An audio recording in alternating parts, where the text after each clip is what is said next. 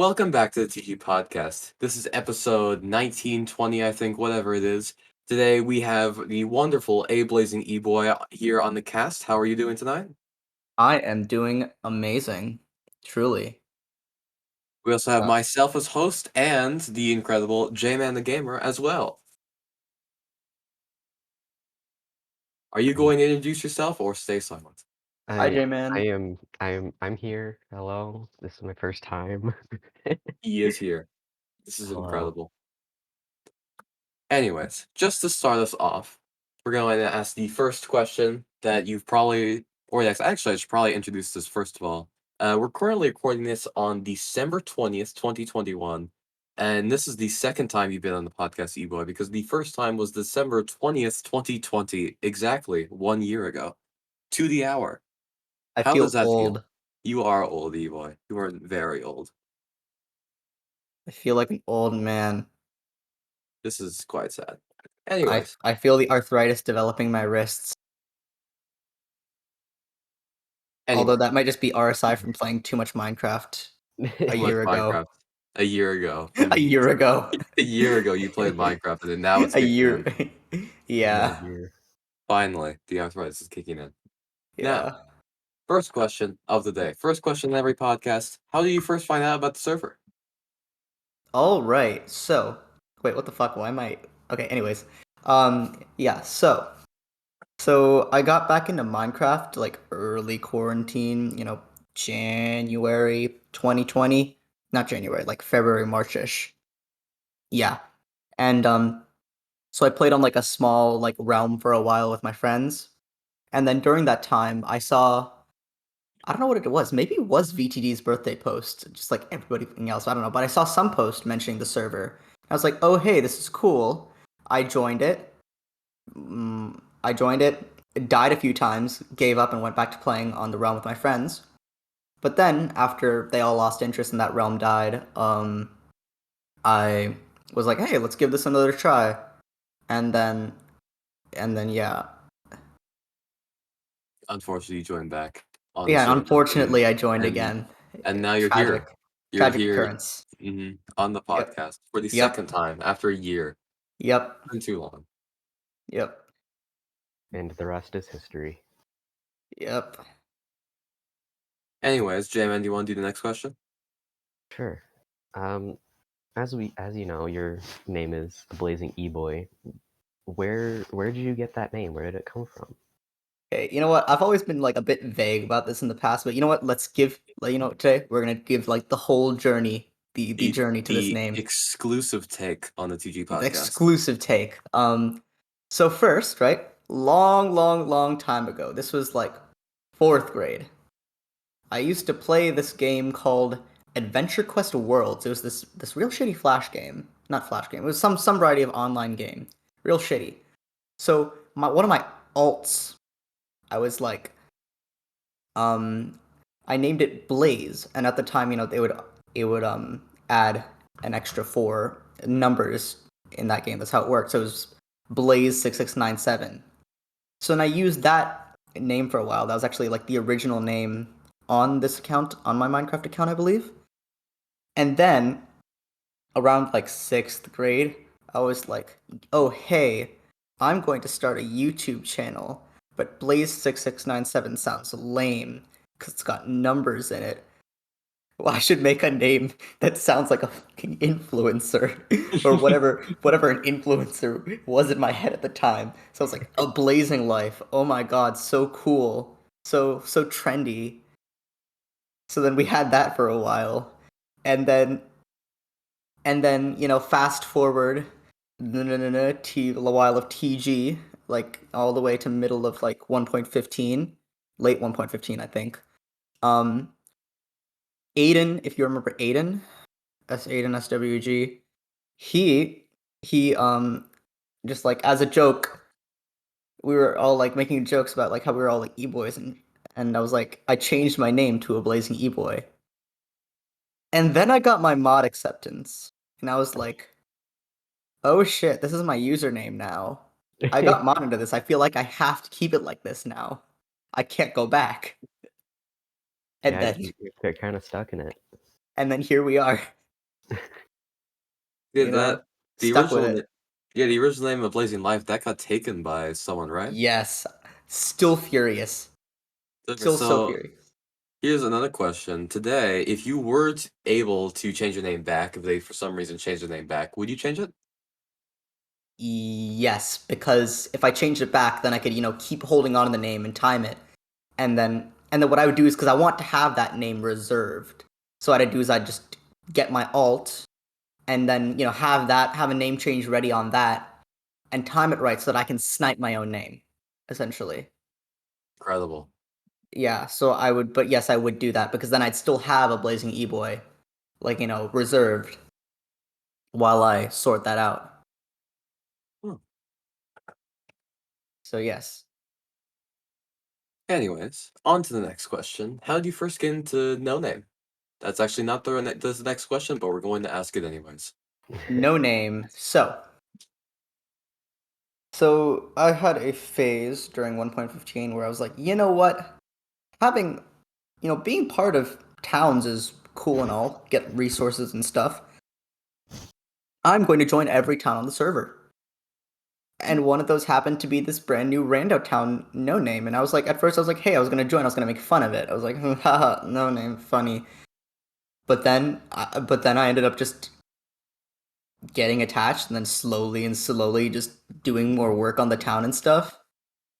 And then slowly and slowly consolidating my power before making a coup, my 3-message coup. If there's any no-name people, I don't think there are any no-name people in chat, and not in chat in the podcast right now. That's a shame.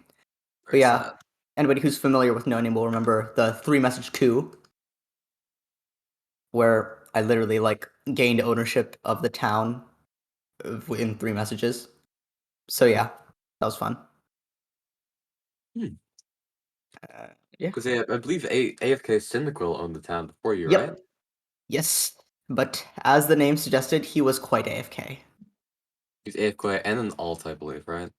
No, that was No. no. Scotch Tape Zero was the alt, was the Bopalopian alt. Okay. So did Scotch take over after AFK, No, or Scotch was the founder of the town. He okay? So founded the town, but then within a month. So the timeline is Scotch founds the town, right? mm-hmm. And then within a month or so, that's during the time. That's times when I joined. After that, he's like, oh hey, for personal reasons, I can't play Minecraft anymore. More like, he was bored of being an alt. But it's like, yeah, that he was like, oh, personal reasons, I can't run this town anymore. I'm gonna give up ownership. You guys have an election or whatever. And then AFK ended up being the only one who ran because I was like, at the time I just joined the town, I was like, I'm not gonna take over this town. But what I did do is I was like, okay, if you want help with the Discord, I'll help with that. I'll get that all set up. And holy fuck, that Discord was bad. That's a whole other thing. That Discord server was a mess, permissions wise and everything. It was a nightmare to deal with. But anyways, yeah. So I helped with that, and then that's how I kind of consolidated my status as number 2 there. And then AFK was AFK. I did more and more stuff. Kind of asserted myself as the second in command, essentially, and then coup. Well, that all Yeah. makes a lot more sense now. Yep. Yeah, it does make a lot more sense. And from NoName, I have no recollection of this. It was probably from because when I joined way too late. Yeah. When did you join J-Man? I forgot. This was like probably a month or two before Anarchy, or before 1.15 Anarchy. Hmm. It was. Well, I mean, to be fair, that was around the time where NoName was really Yeah, because I'd heard about surprisingly it. powerful on the server. Yeah, because Well, not really I'd heard powerful, about more like it, but I knew nothing about it. yeah, we were one of 3 towns that existed. Yeah, Yeah, it was Curio, Nowhere, and was it Ghost Town at that time? Oh well, Ghost Town happened a little bit later. They kind of usurped us after a Okay. while. I think yeah, Ghost Town, yeah, within the last 2 months of the server, they really rose to power. Mhm. There was also Aether, but that was private. yeah. Oh yeah, So Aether. I Yeah, forgot Aether. about that. Aether was another big one. Anyways, J-Man, you have the next question, and it'll be the one above the one I just asked because I did them out of order and wrong. Yes. So we see your skin. Where does it come from? It's Okay, so my skin. This is kind of underwhelming, but the base of this skin, like the one that I've been using recently, just some random skin I pulled off Name MC. But then but then all the variations on it, all the ones that you actually see, none of those are actually the original skin because I modified it quite a bit Yeah, myself. yeah, the one you're wearing right now, that is definitely quite a large modification to the skin. But what am I? Which one am I wearing right now? you are currently wearing the Captain. Oh, I'm wearing the maid outfit. That one Ye- wasn't actually made by me, I don't think. Yeah, I think that Somebody was Yeah, made no, that for me. King that made Yeah, that one. so okay, she made all the ones. I feel kind of left out right now because I'm the only one here not wearing the maid skin. I'm not even wearing my Noel skin. I'm a pirate. Yeah, And that's Sounds like a you problem. I just haven't taken this one off. Yeah. But then yeah, all the other skins you'll see on my Name MC of like this variety, they're all like modified by me significantly. So Yeah. yeah. any reason why you chose that skin in particular? Not really, it was just kind of neutral. Like it kind of gave the Eboy vibe, but like I don't know, I just didn't like the idea of having a skin tone on my skin. Like I've kind of found that weird. So I went like something gray neutral. And then you see before my previous skin that I was known for was like pure white. So like I like wanted to remain neutral in terms of skin tone. It's just a weird Currently, Name MC is thing. only showing all the way back to your. Oh yeah, because I cleaned up my Name MC. I didn't feel like having a massive list there. Yeah, you've So I got. only have variations of this skin showing right now. Yeah. I've got a massive list on mine. Anyways, Yeah. that's not the point. Not talking about myself because this is the Boy cast. Anyways, next question: how did you get into the turtle business and slash that Turtle Island as well? Well, Turtle Business and Turtle Island are two very, very different things. They both say turtle on them, and they sounded like they fit together. They did not fit. They do not fit together whatsoever. They both say turtle. It's fine. They fit together. Yeah. Okay, no. So first, let's do the turtle business. So, picture me, little rando on TG. I was like, I need a business to make them diamonds. But if I were to compete, if I were to like try and sell most normal commodities, I have to put in a ton of work, and then even then I wouldn't be able to sell that much because there's other people with redstone farms and stuff that'll be able to produce a lot more than me. Like slime, absolutely not. Lavacraft had like a monopoly on the market. Like weapons and stuff. Gunmaster 4 had like a pretty good weapons business and book business. So that was no go. And then just a lot of other stuff. A lot of people were selling a lot of stuff. We had a very active economy back then. So the one thing, well, there was actually two things. One thing that I didn't see that much was honey, but I didn't know how to do honey. So I was like, nah. But I saw nobody was selling turtle products. So I made myself a shitty little manual farm where I just like AFK. Like the one thing is with turtle farming is that there's so much AFK and they go so slowly. Like it takes like 4 or 5 in-game days for a batch of scutes, I think. Just quite a lot of in-game days. That's But yeah, I just had my let me. rickety little farm and I'd AFK the shit out of it. And then people would buy some. I sold the turtle hats as a novelty at first. Ah, whoop. AFK kick. I love AFK kick. Anyways, My favorite feature. yes. But yeah, people bought them and then eventually former moderator, but not at the time, not moderator, who shall not be named, began placing massive orders because due to their massive ping, Turtle Master potions were the best PvP strategy for them. So they would pay me they would buy like 70 diamonds worth of turtle shells at a time, and it's like a lot, and he'd pay like above full price, like just for like massive quantities. I was like, okay, hit me with the moolah, and then that ended up bankrolling like late 1.15 for me completely. How many like just in an estimate? How many diamond blocks did you have like at your peak? at my peak, well, in terms of have, probably not many. I was never very rich in 1.15.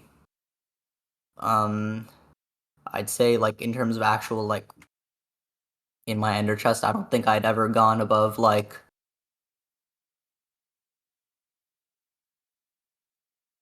never above maybe like 10 diamond blocks or so. I was really never really had that much money. Didn't you just say that you had like 700 diamonds from that one No, he would purchase? pay like 70 per. Oh, 70. Okay. Yeah, not 700, 70. Yeah, never mind. Okay, I heard that very wrong. I was just wondering Yeah. how someone acquired 700 diamonds in that span of time. But Yeah, no, no. no, that's a lot Well, less. to be fair, A3 at the time was incredibly rich, so could have paid They me were. 700. They were They very, very rich. they had the means to. And I also did Yeah. some math in the background. If scutes take 4 days to hatch and get a batch of, it would have taken you an hour and 20 minutes of AFK time. Yeah. So then, and then my farm really didn't have that much capacity. It only held maybe like 6 or 7 turtles. So it took a long time. I think I don't know about 3 or 4 in game days probably. I think But definitely around yeah. an hour. Yeah, definitely a lot. It was a whole lot of AFK time. Like You def- incredible amounts of AFK time just for those turtles. so that's another question. How do you think much playtime do you think you had by the end of 1.15 with all the AFK time? Well, I mean, that's probably quantifiable. I think I don't remember how to get to it, but Five Space probably has. Well, I was definitely on the. No, I was on the top streaks, not playtime leaderboard. But um, I feel like Five Space might have those stats on his page somewhere. I don't remember exactly the numbers. Maybe. We don't have access to 5 space on this podcast. Unfortunately we did not. Quite sad. We should have 5 space as a host. That would be great. There's a Great host. Five idea. Space is like even. What was that? Five Space is a guest sometime maybe. We could. We got a lot of people currently lined up to be guests. Yeah, well, so many people. I made Yeah. a Google form to just post them Ooh. all. So Yeah. there's definitely we got some new podcasts coming out in the coming Yeah. days. Oh, and also the second half of the question. Yeah. Turtle Island. Yeah. Turtle Island. Oof. Oh boy, Turtle Island. That takes me back. So late. So the start of what the Turtle Island friend group. So for context, Turtle Island itself, that was an island, but it was also essentially a friend group. It was me, 100 ninjas, Aiden, the SWG, Noodles for You, and Voodoo BR. Think. Yeah, I feel like that's that. Yeah, that's those are the people. So that was, and then so that started that kind of the group chat for that. It was a group chat that was made for I don't know how many Mario Folio will remember this at least. Man, people are so many people who aren't here for that. It was the event like late 1.15 like the event later in 1.15. It was like I think something to do with wands. Don't remember exactly. It was some event, and we were just like, okay, let's group up and take on the event. We over prepared and then underachieved, unfortunately. But that group chat had been made, and then we grew quite close overall. Like during that late 1.15 time period, like that was like my core friend group in TG. Like definitely like right around before I became a mod, that was like really like a close friend group. Did a lot of shit. And one of those things was Turtle Island, the physical island, that project. And there wasn't that much building, much development or anything there, but it was just a fun place to hang out. We just hang out there for hours at a time, just kind of jump around while talking in VC or whatever, or in chat. And it was just like a fun place to chill. That's really it. There was no, that's kind of how it was. And unfortunately, that friend group, like by early 1.16, it really shattered. And then a lot of them stopped playing. So it is what it is. Yeah. Definitely seems nice while it lasted though. Yeah, it was probably like that like was probably equivalent to what like Astral was to me in late, like like around now, like in more recent times. We'll get to that later. Yeah, That's in the later half of the podcast. We'll get to Astral. yeah. Anyways, we have J-Man with the next question. What? So we know you're a mod. What led you to apply to be one? I know lots of us do, and not a lot of us get accepted. So what is I'm gonna be honest. made you become a mod? I applied completely as a joke. 100%. I had no intention or expectation that I was going to be accepted. Like 100%. I mean, I put effort into the application. Don't get me wrong. I put effort in that application, and like, I'm very good at sounding like a very qualified person on paper. Let me say that. But did I actually like go into it being like, oh, I'm gonna actually get accepted? No, I did not. So there's your answer. All right. So from then, do you regret applying to be a mod? Do you think you would have made something different back then? Not really. I mean, it's ended up being a great experience, and I've done a lot. Although recently I've been quite inactive, but actually it's been a while. But like, especially early on, I definitely like the work. It's been there's always times when it's like but at the same time, there's a lot of good. It's like feels good to be like in there like doing stuff like holding events, getting shit done. Hmm. And working to like make a better experience, even if I don't have as much time to dedicate to that now, or any time at all to dedicate to that now as much as I used to. It was definitely like really good to be able to do that, and a really good use of my time, to be fair, compared to like just sitting there and doing nothing, which is probably what I would have been doing otherwise. Yeah, I guess you probably already answered the next question, which was did you react to becoming a mod? I was like, oh, okay then. All right. Hmm. I guess I'm a Yeah. mod now. Yeah, Yeah, it was. I was like, okay then. We're doing this now. This and this is now, the thing that's happening. Okay. and now it's been in like 2 years. 2 years? It has not. It's definitely been about a year and a half. Yeah. I think not a year and a half, because I was modded August of 2020. So Not okay, so not quite. That would be a year yeah, and 4 months. yeah. So Yeah, like you're in 4 months. almost a year and a half. Almost Getting there. there. We're getting yeah. So We're getting there. so if you wait just like 11 days, in 11 days it can be rounded up to a year and a Yeah. half. Yeah. Mm. Any, anyways, going on, skipping around a bit because I thought all of these would be in chronological order, and they are clearly not very. What was the 1.16 Dragon Egg Rush like? Because I believe you were involved with that, were you? Chaos. Pure chaos. Yeah. It was pure chaos. I mean, I'm not usually like a speedrunner or dragon and egg rush type person, so I was just kind of like hanging on for dear life, trying to like gear myself up enough to like have a chance at like helping kill a dragon and like not dying instantly.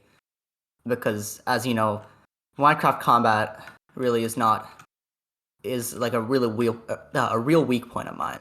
So even against like something like the Ender Dragon, I suck. Hmm. So I was just like hanging on for dear life. I was like trying to contribute in what ways I can, but like not really with the expectation of like making a dent. Although what did really become an interesting thing was the debacle that happened afterwards. Everybody claiming mod abuse. I was like, what the fuck? Yeah, So what because the yeah, fuck? What the Modville got fuck? the egg.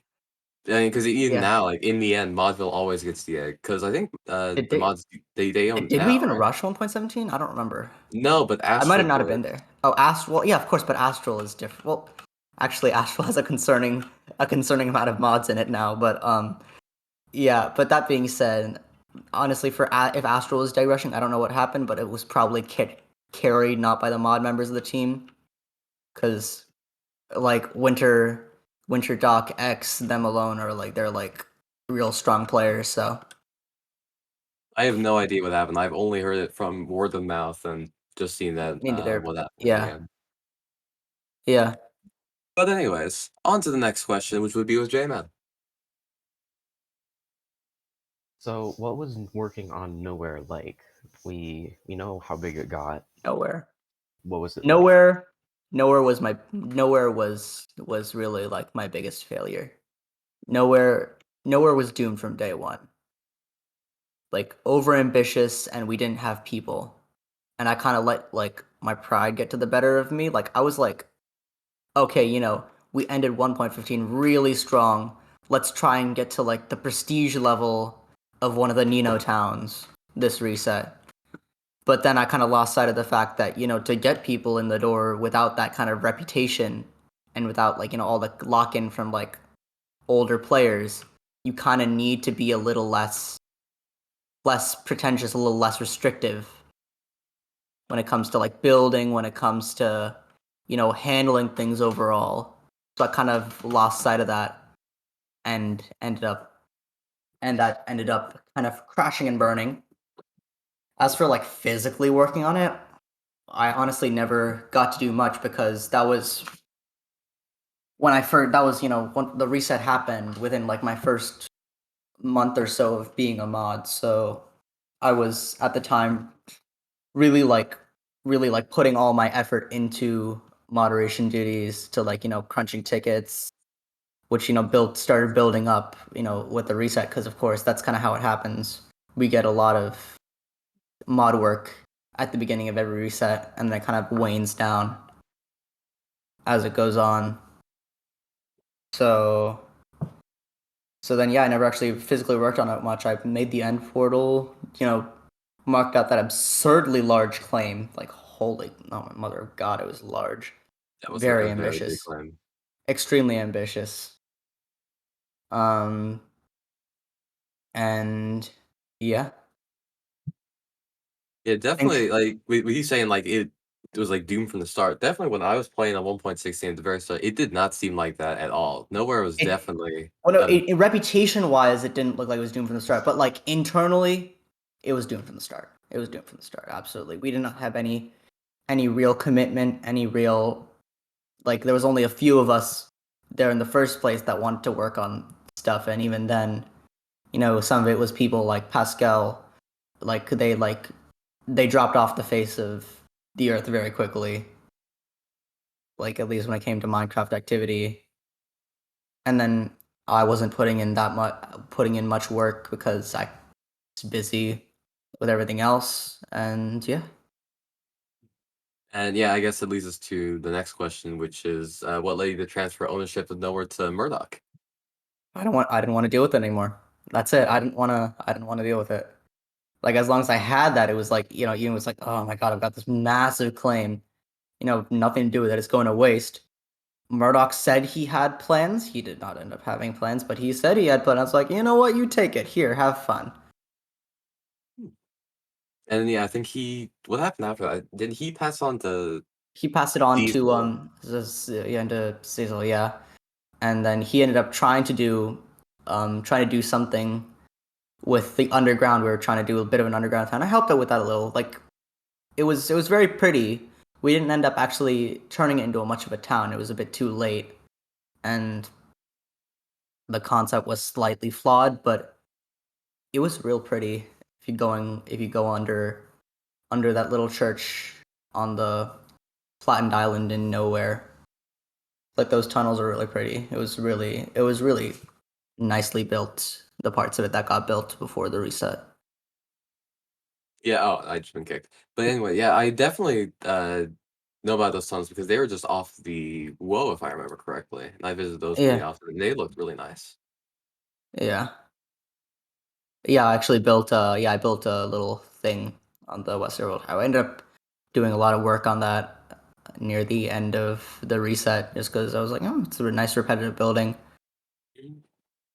Something to keep your mind on.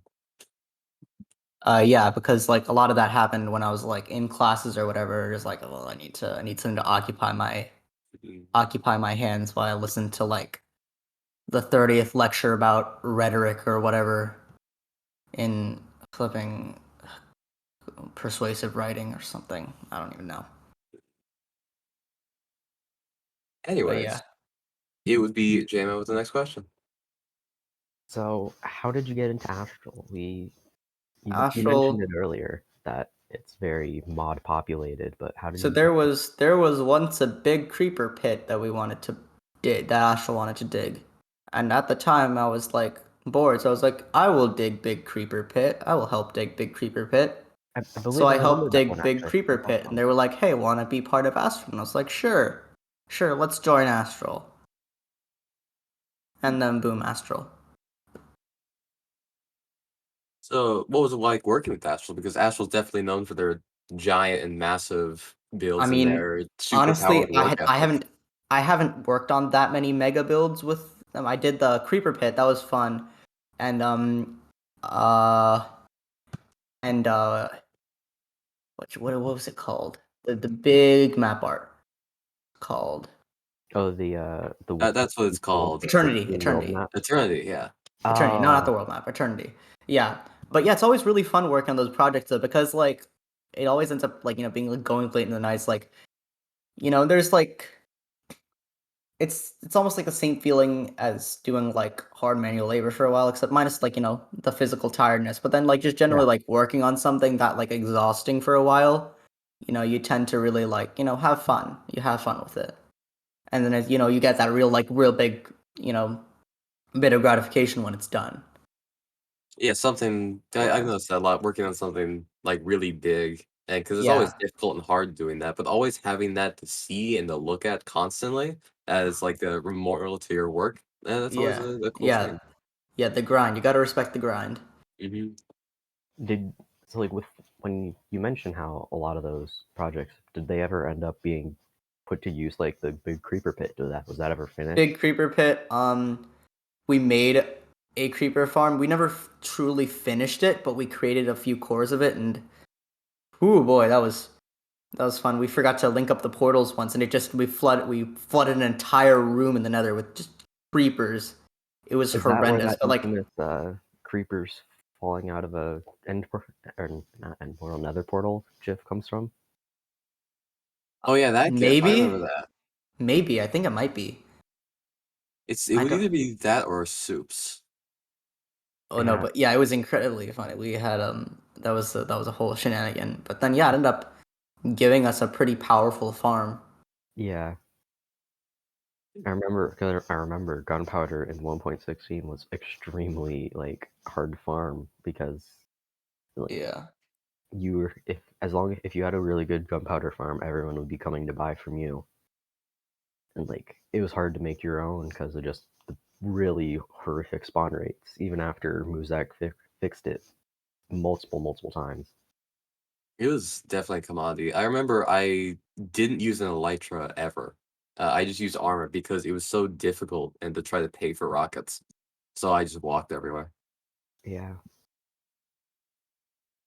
I Yeah. remember at one point I had an elytra and I was getting my gunpowder for a really good for a stupid price like a diamond for like a stack of gunpowder from Tit, and that's how I got all my gunpowder.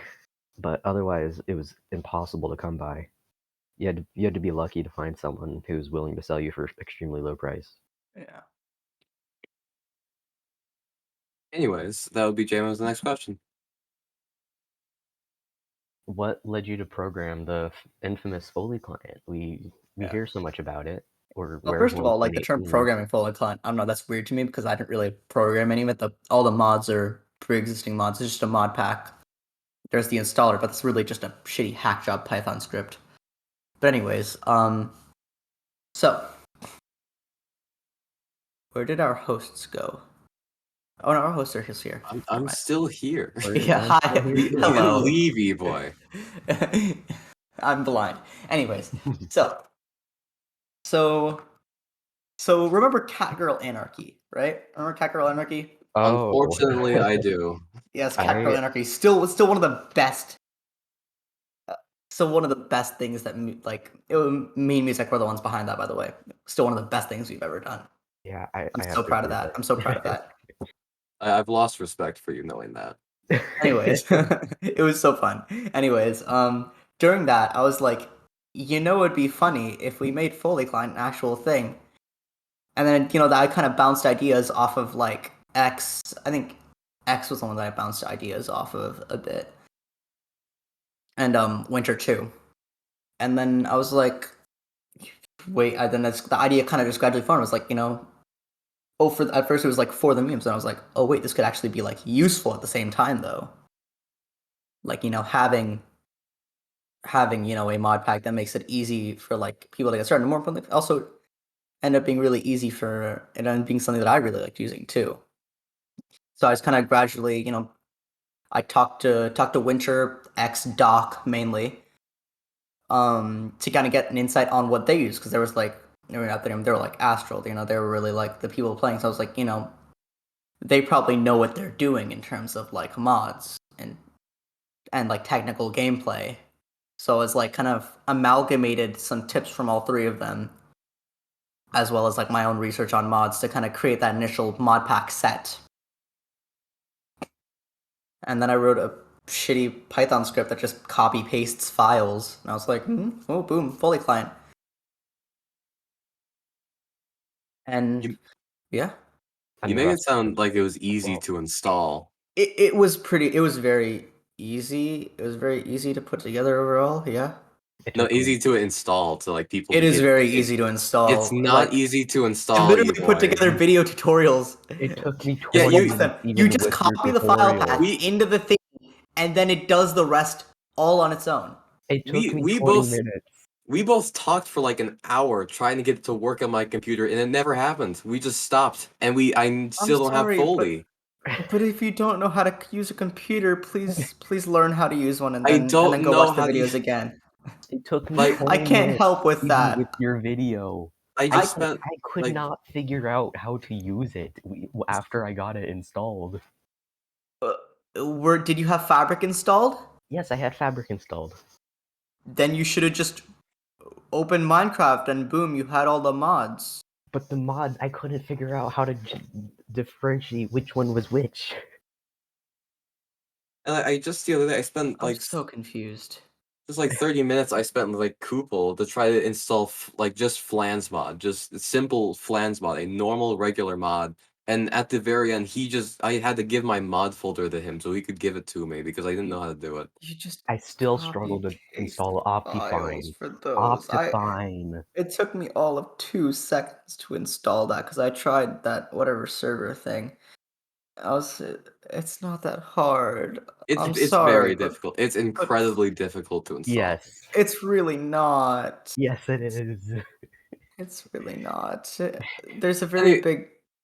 Hey, you're the man. You're the guy that was able to cut open a Microsoft Surface to get to like the CPU. Hardware and software are two very different things, but like just acknowledge that. But at the same time, at least, definitely at the time, like even now, it's like the only thing you do is you install Fabric, you go to your .minecraft folder, you copy that file path into the installer, and then the script literally handles everything else, or prompts you to like, oh, do you want Optifine or Sodium or whatever?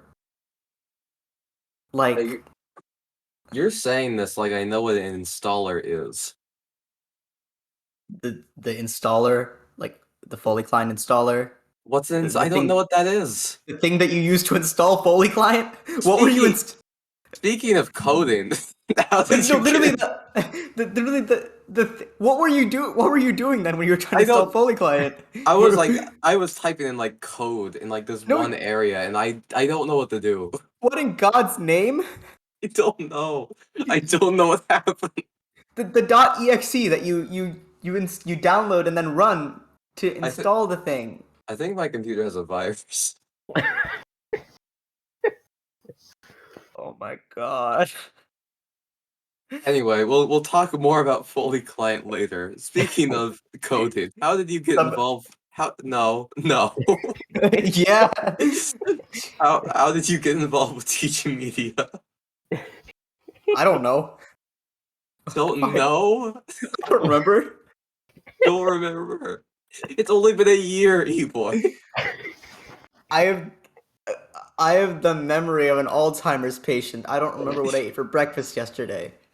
How did you get the Spotify up, Eboy? How did that Um, happen? well, that's a little more complicated. Do you really want me to go into that? Please talk about how you set up Spotify. Okay, so first, right, you have a GitHub site. It's a Jekyll-based site. Basically, each podcast episode is a post on that site, and then there's this dynamically generated XML file that whenever you make a new post, it like updates that with all the stuff, like all each podcast's metadata, and that makes it an RSS feed. Like Mm-hmm. that's a common way of that's how podcasts get distributed through RSS feeds, and that generates an RSS feed automatically based on all the stuff that I put in. And then now that can be imported into various databases like Apple Podcasts and Spotify. Those two are the big ones. And then boom, you have a podcast. I heard the word podcast. I have no And clue what you that's just all I said. understood. I think. Are you Okay, sure? basically TLDR, every time you make podcast, I make blog post. Blog post automatically adds stuff to funky file, and then Okay. I tell Spotify and Apple Podcasts to look at that funky file to get all the information about the podcast, and then they put that into their data. They import that into their own like servers and stuff, and then give you podcast. It all makes sense now. Yes, That I makes know. so I'm much so good more at sense. explaining things. Truly. Anyway, for these next few questions, we're done with all the questions that I have prepared for the podcast, and We still have one more. We still have one no, more. no, that question was from before because that was asking if you were going to update the Spotify, but you did actually update the Spotify. Yes, you did. So you Thank did. you. So You were 6 months behind. that There's so was many more questions here. yeah, no, that's all the questions I have prepared. The rest of all of these questions are all user submitted. So these are Ooh. from our wonderful podcast, our wonderful viewers like you. Oh boy, That Minecraft has crashed. Why is they, Minecraft crashed? I don't know, I don't know, Eboy. Like how does FoliClient work? How does the Spotify work? Why is I Minecraft hate crashed? Windows. I don't get it. I don't know. Windows sucks. Anyways. Anyways, J-Man has the first viewer submitted question. All right, for our very first user submitted question from Mr. I Eat Plastic CFDL Boy, can FoliClient fix my broken marriage? Well, unfortunately, I don't think it can fix your broken marriage. But, as per the testimonial of Flynn Fox 04, it can at least make things easier because it'll make you, much more attractive and also summon another female to suddenly appear in your bedroom. Therefore, you can just make the marriage more broken and, have an affair. You know, I'm pretty sure somewhere in the world there is some divorce documents that mention FoliClient and the reasons for divorce. There must be. It'll be mine one day. Mr. Foley himself, or who knows? Actually, that just reminds me. I forgot? Did you get divorced on TG, or did you sign divorce documents? I forgot which that was. I made divorce documents, I believe. Okay, what was that about? I have no idea. That's the next I remember question. making What was that about? I remember making divorce documents. I don't remember who I made them for I or believe why I made them. I think I no. distinctly remember something about making like a restraining order between like I think it was you and Cheese. No, I think the divorce documents were between Cheese and Goat, if I remember correctly. Maybe. I honestly do not remember. Yes, and then I remember making not divorce documents, a restraining order between I believe it was Cheese and I believe you as well. Funky. Because I know that because I had to transcribe and hold all of the books on 1.16 in the library, and the wonderful designer of our podcast studio that we're sitting in right now, except you Eboy, you're gone. That Birdo, my wonderful brother, he had copied the divorce documents on TG and put it on his wall to hang up, and that was the only book he wanted, was the divorce settlement papers for Cheese and Govmir. Amazing. Who else? What else would you do with divorce documents? That pray to it. That's the only thing you can do with divorce documents. And that's exactly what that Murdo did. Anyways, the next question submitted by Calicanzante. Are you excited for Eboy Cast 3 next year when we lose the audio files for this podcast? Yeah. Wonderful answer. Yeah, we should do it. We should do it. Anyways, J-Man, you have the next question. All right, our next question is from the amazing I don't know who this is from. Mayonnaise, the Nar. Oh, NAR, not a robot. NAR. Oh, not a gotcha. When you are walking down the street and you see a giant rat trap with $1 million as the bait, do you try to take it? Okay, so what would the scale of this rat trap be? Like I'm gonna say it's about 8 feet long. 8 feet long. Okay. Mhm.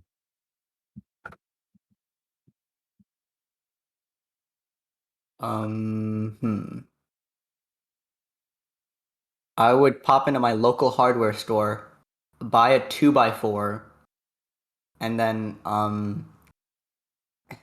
use it to because I'm assuming the $1 million would be in some form of like briefcase or some enclosure sitting on the mousetrap. So I would use this 2x4 to kick the money off of the mousetrap, and then the mousetrap would chomp on the 2x4 and not on me, and then I would take the money and go walking on my merry way. What if you stepped into the mousetrap and there was actually a second larger mousetrap underneath the mousetrap that would trigger if someone tried to trigger the mousetrap? If somebody's committed enough and smart enough to do that and make it like blend in with the road and everything, Mm-hmm. I would just be like I'd give up, I'd surrender. Understandable. I'd just be like I'd accept my fate. I'd concede defeat. Wonderful. Anyways, the next question from the wonderful Titanium Cow. When is ABlazingEReads 2? I don't know. Pay attention to the announcements channel because TG Media is always spicing things up. We are. We've got big plans for the future, and no one is working on anything, and I'm trying to get people to do things. Hopefully Yeah. we should get some stuff out soon. Yeah. Anyways, Shamo is the next question. Our next question is from our one and only past guest on the TG podcast, Oval Goat Kid. The question is, opinions on WAP, worship and prayer. I love worship and prayer. I worship and prayer all day, every day.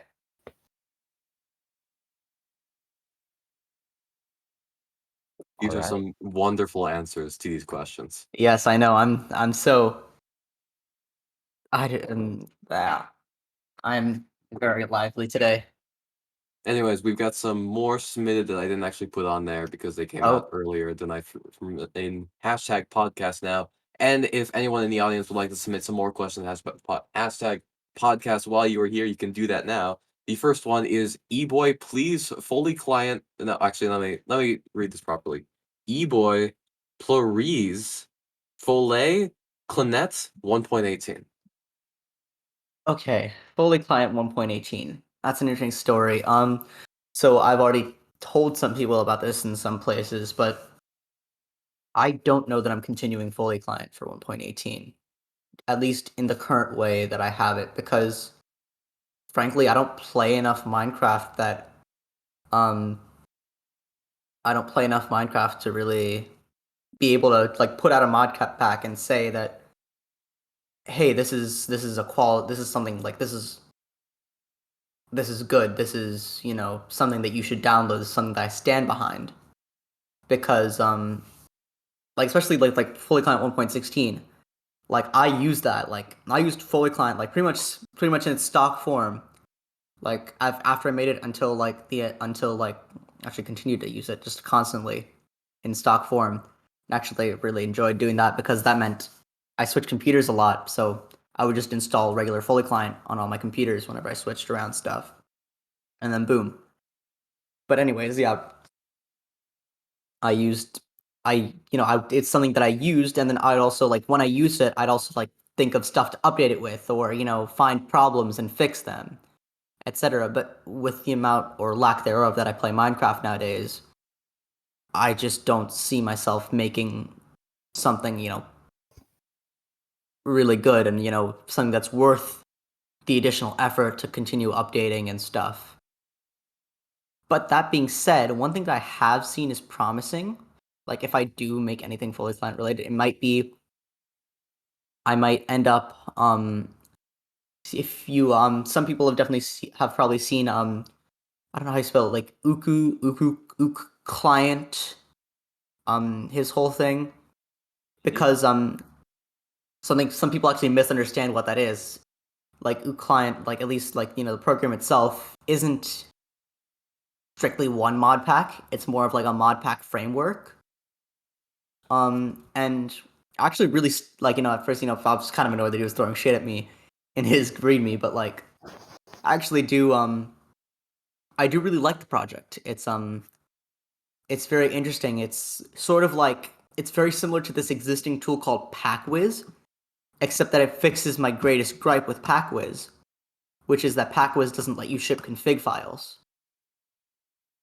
And I really wanted something that's pre-configured, so that's why, even though I heard of PackWiz later on, I continued to use my own script for FoliClient instead of switching to PackWiz, which would have made my work a lot easier, because I couldn't ship those configuration files.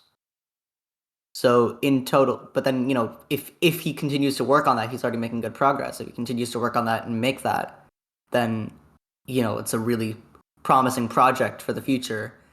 And because they're making it like very extensible and stuff, I might end up modifying it or building a manifest for it of that's more similar to what FoliClient 1.17 was in terms of a mod list. But I don't think like as it is like marketing it as like the client for TG. I don't think that's going to be happening for 1.18. I do want to ask you, can you explain in incredible detail what a configuration file is? So so how you can change the settings, right? Like for example, with say, let me think of a good example, a good mod example.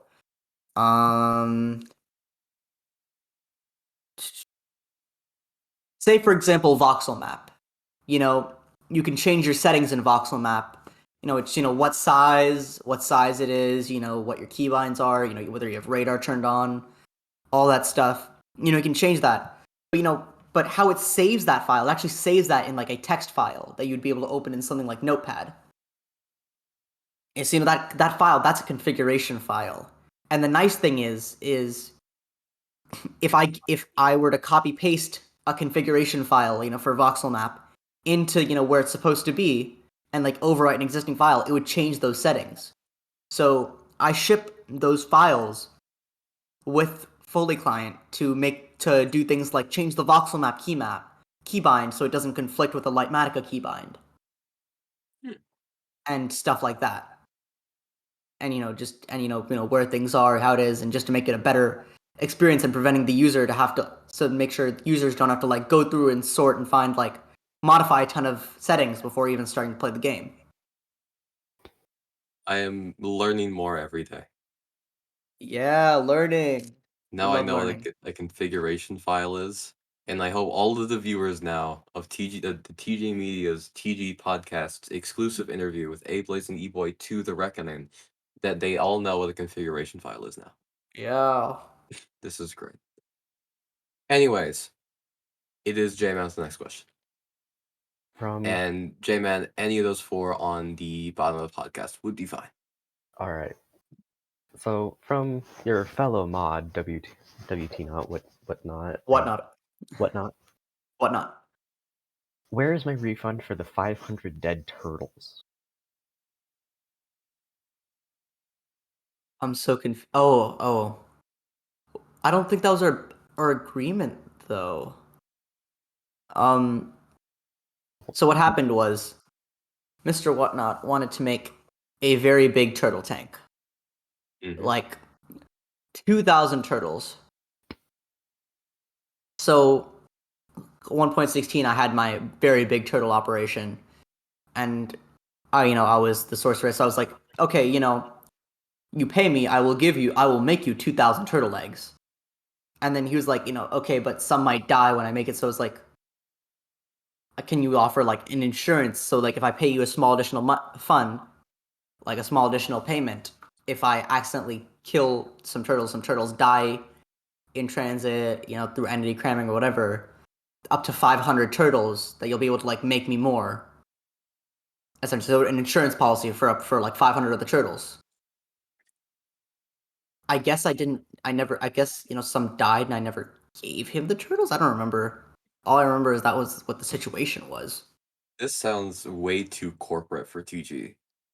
What do you Yes. mean? TG is like the most corporate place ever. Y'all clearly never played 1.15.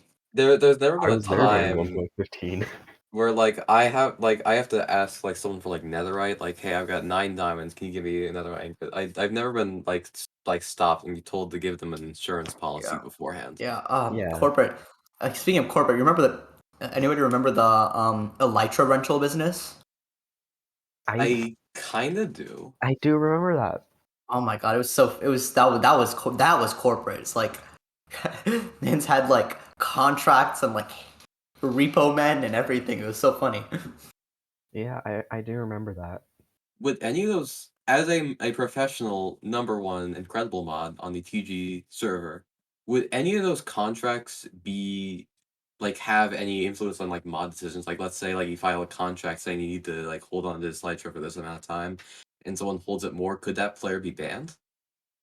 Um, well, I mean, yeah, we do generally like. Obviously, it's like on a case by case situation, but generally, if contracts are brought to us first, and we approve of them, then we will somewhat enforce the contract. Like again, within reason. It's a video game after all, but like we will like if somebody fails to like hold their end of like a clear agreement. Like, okay, you write a contract saying, "Oh, if I build you this house, you'll like give me 30 stacks of steak," and somebody doesn't hold up their end of it, then yeah, it'll be a trade scam, and that contract just verifies it instead of having to look through chat logs or whatever.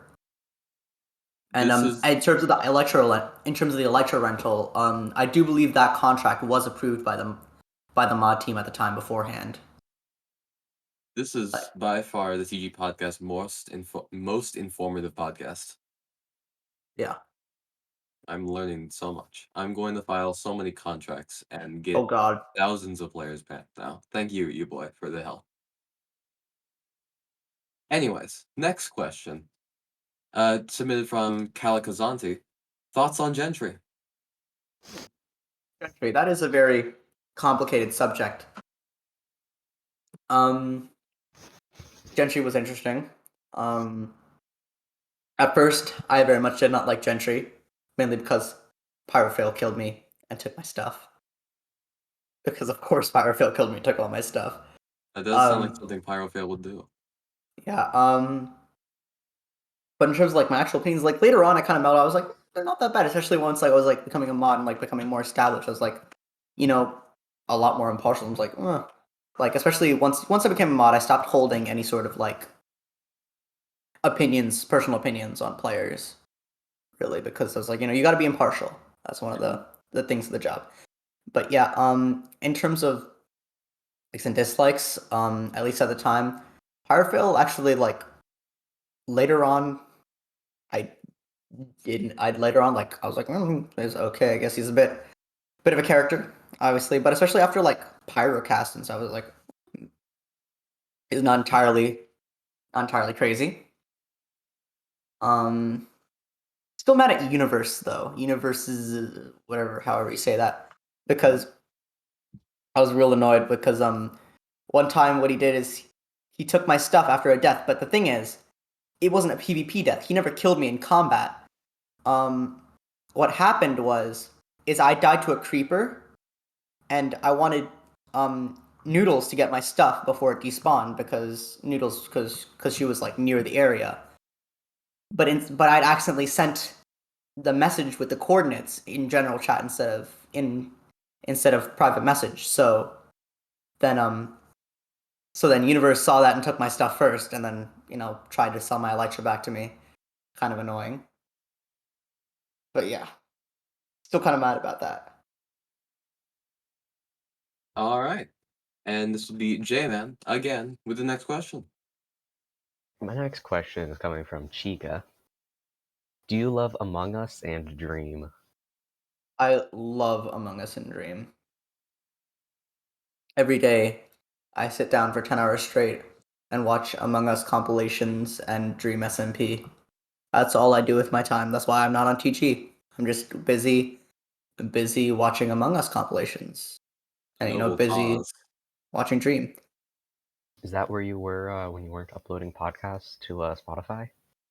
Oh yeah, actually. I Much more respect that. understandable. I respect that.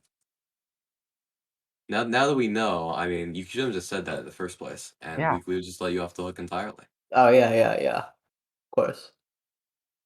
All right. And if no one else has any more submitted questions, this will be the final viewer submitted question from Sincere Imp. Do you really touch grass? Surprisingly, yes. How much volume of grass do you touch on a daily basis? Well, I cannot tell you that, but I can tell you some of my stats when it comes to various things. I do not bike as much as I used to, at least like in the winter, because in the winter it's really hard to bike around here due to how the temperatures get with wind chill. And whatchamacallit, I've been dedicating more time to the gym lately. Been hitting the gym, yeah. Mhm. But let me pull up my stats, because yes, I do have stats. In 2021, I have ridden my bike for 79 hours and 25 minutes, a total distance of 1,264 miles, and with 52,533 feet of elevation gain total. So now I'm just thinking about that now because you've biked a lot, but I think that my perception of time has been completely ruined by like DTI. Because Yeah, he, yeah, he's got like he almost has like 70 hours, like 1.17 now.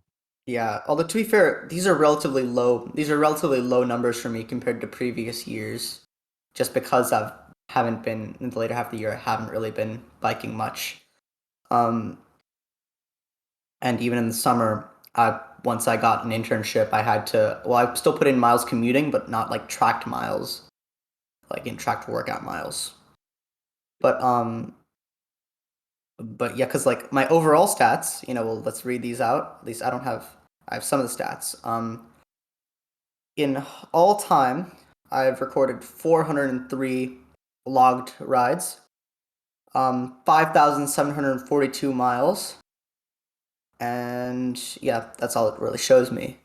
But yeah, that's over the past like 1, 2, 3, 4 years. That's a lot of grass touching. That is a Yes. lot of grass. That's a lot of grass. Yeah.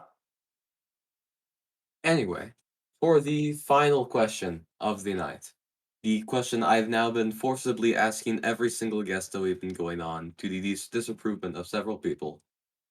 What would you like this podcast to be named? Shut down forever, Shut so I down don't have to forever. upload any more episodes That's because a I'm great. lazy. We'll consider it, and by that I mean we're not going to consider it, and we'll just Yeah. ignore this portion altogether. We will use CFDL, our if you're executive listening, power. be sure to edit the last minute out. Thank you very much. Yes. Yeah, no, but for real, I'd like to see some and we did RandoCast a long time ago, but I'd like to see if we can get some some like 1.17 only players and kind of get their perspective on things, because nowadays, there's times I look at server chats, I'm like, what the hell are these towns they're talking about? What are these places? What is any of this? So as our demographic ages in terms of amount of time played TG, it might be nice to see some newer players, see what's going on in the server more recently. I second this motion as someone who has recently started playing again. I was very confused as to why there are so many new names. Like, currently on the server, it is me and Kamikaze, who is a Bedrock player. Also, I feel like we should get another cheese cast sometime, another cheese episode sometime. I do I believe think we he's will just need- an immensely humorous person. Yes, we will need Maybe. another cheese cast. I mean, that wasn't even the question at all, and now I've just been given so many more episodes to do. We got a lot of stuff. I believe the next podcast should be DTI cast. We should have him on. Oh boy. Right after. That is going to be a nightmare because he's played a little bit, not as much as some people, but he's played a decent amount. He's done a couple things on the server, and there's a little bit to talk about with DTI. So that might be a very long episode. Yeah, we should have DTI on that. There's a couple ideas for some other podcasts we got to do after that. Some people we have scheduled. I of course got that Google form. If you're listening right now and want to be featured on the podcast at some point in time, if you go to #rules and info on the TG Media Discord channel, we do have a TG podcast application form for any of those who wish to be on the podcast and have not already been asked. But anyway, besides all of that, I believe that we can come to a close for today. And That thank was all fun. of you. Yeah, thank you all for coming on the TG podcast. It's been great, of course, with me and my host, J-Man the Gamer, as our host for the night. And of course, the wonderful ABlazingEboy as guest. Any more Yeah. closing thoughts from anyone out here? E. Those are... I'm not going to comment on those. Anyways, thank you for coming on to the TG podcast. We'll see you in the next episode. All Goodbye. right. See ya. Goodbye. See ya.